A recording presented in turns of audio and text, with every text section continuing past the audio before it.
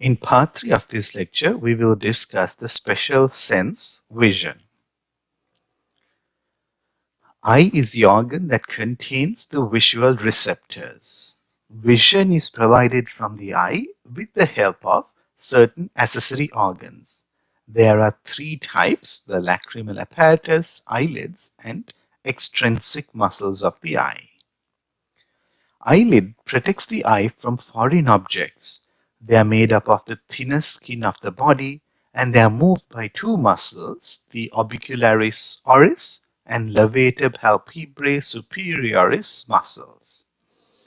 They are lined with conjunctiva, and there is a mucous membrane that helps protects the eye even from friction and keep it moist. The lacrimal apparatus includes the lacrimal gland that produces tear that lubricates and cleans the eye. It also produces tear that contains an antibacterial enzyme called lysozyme to help avoid any infections in the ear. And we have 6 extrinsic muscles of the eye that help the movement of the eye in all directions, and that helps us have a larger visual field. So when the eyelid is closed, these two muscles, the levator palpebrae superioris and the orbicularis oculi muscle, orbicularis oculi seen here, levator palpebrae muscle seen here, they are relaxed when the eye is closed. They open up when the eyelid opens when they contract. Then we have the lacrimal apparatus that will produce the tears that will lubricate the cornea, the eye.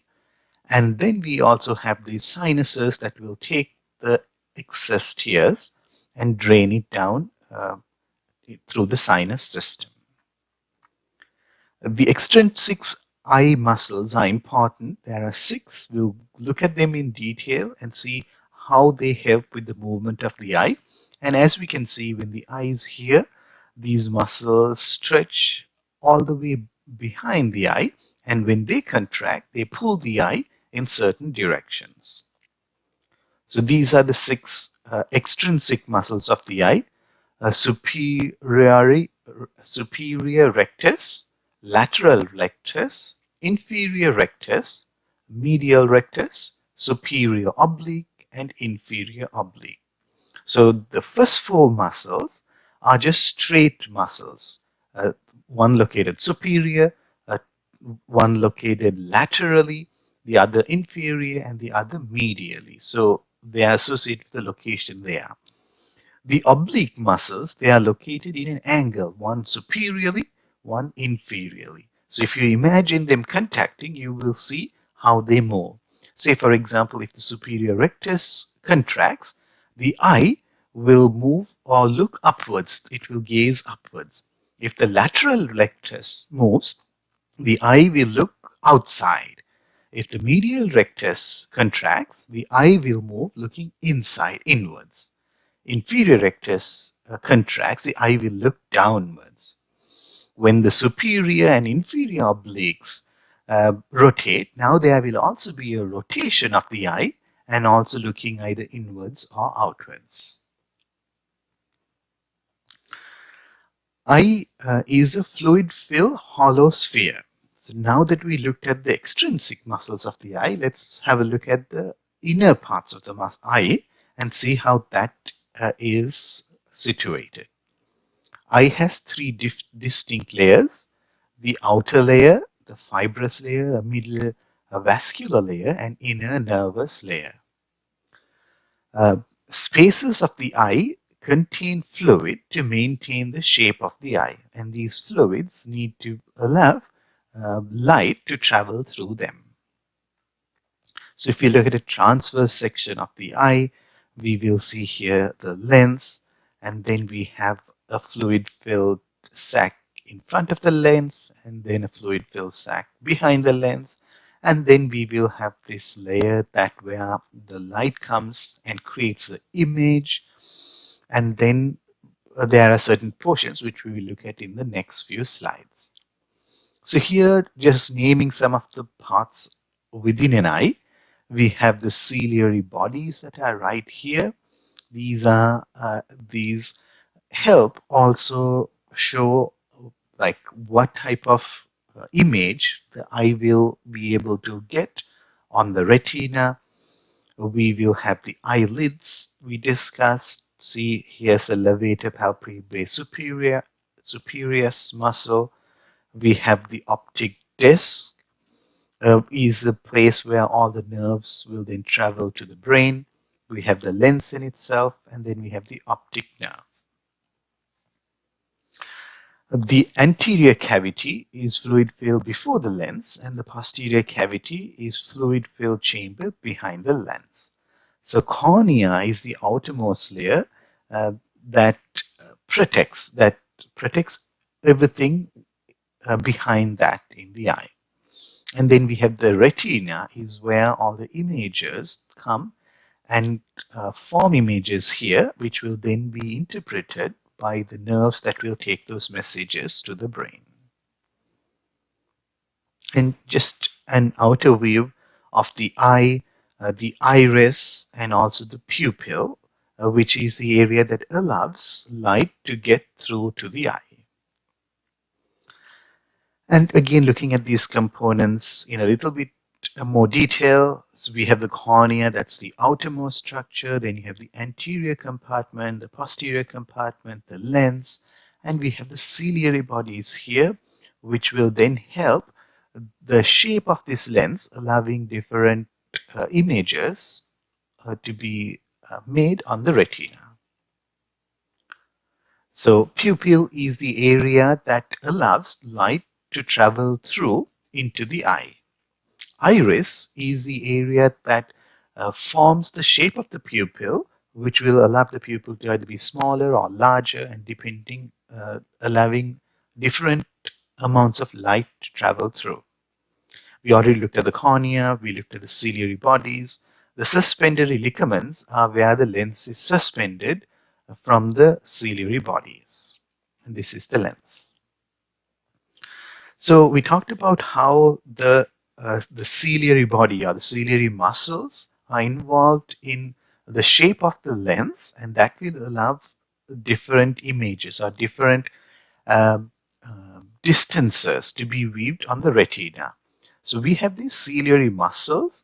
When they contract, they pull the lens towards themselves, making it more longer. When they relax, they allow this lens to be more curvature, have a higher curvature, and that is called accommodation. We told there are three components of the eye. The third component was a neural component.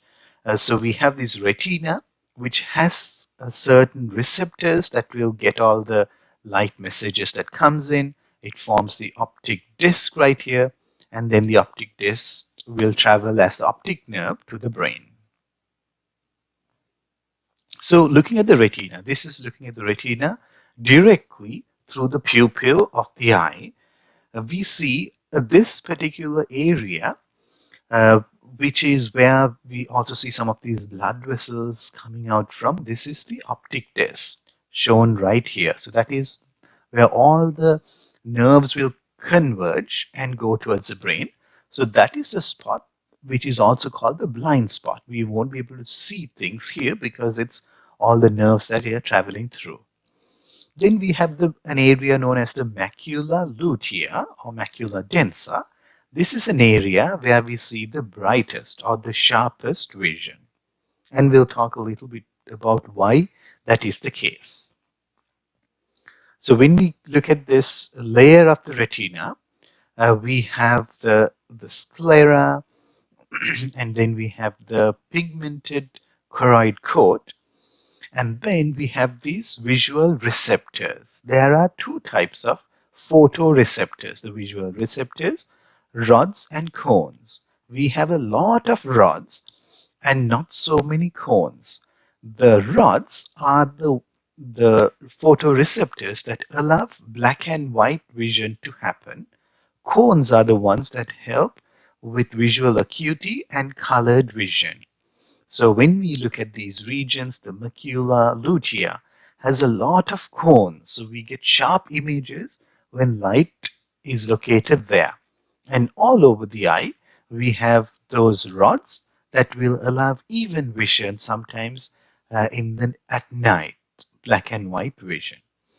So as long as students know that there are two types of photoreceptors, rods and cones. Rods are for black and white vision, cones are for colored or acute vision, and that messages come from them go through the retina and then form all the nerve fibers through the optic disc to the optic nerve. Again, I think we discussed most of this in the previous slide. This is information for student, where we have these modified nerves, rods and cones. Rods more sensitive to light than cones. They provide black and white vision, and they provide a less precise image. Cones provide sharp images, bright lights, and colored vision, and they are densely packed in the area of the macula densa or the fovea centralis. Again, a visual representation of how the cones look like right here and how these rods look like. So when it comes again, going back to the lecture, we discussed the nerves, convergence and divergence. What we see is for the rods, there are so many rods, so their messages are being converged into giving their messages to the brain. So messages are being converged as they go through. But once it comes to the cone, since these detect more sharper images, they have one nerve fiber that will give rise to one nerve that will go to the brain. So as you can see, they have more dedicated nerves because this is where we see more acute colored vision. So last thing we will discuss here are visual pathways. When we look at the two eyes, we talked about how the retina had nerves that from the optic disc, optic nerves, and what we see is the optic nerves go through and they cross at this point called the optic chiasma, and they cross and go to the opposite sides of the brain. And then they go to this area, which is the visual cortex, in the occipital lobe, and there they will be able to interpret the images that we see. That's all we have for this lecture. If you have any questions, please feel free to email me or reach out to me, and I will be more than happy to answer them.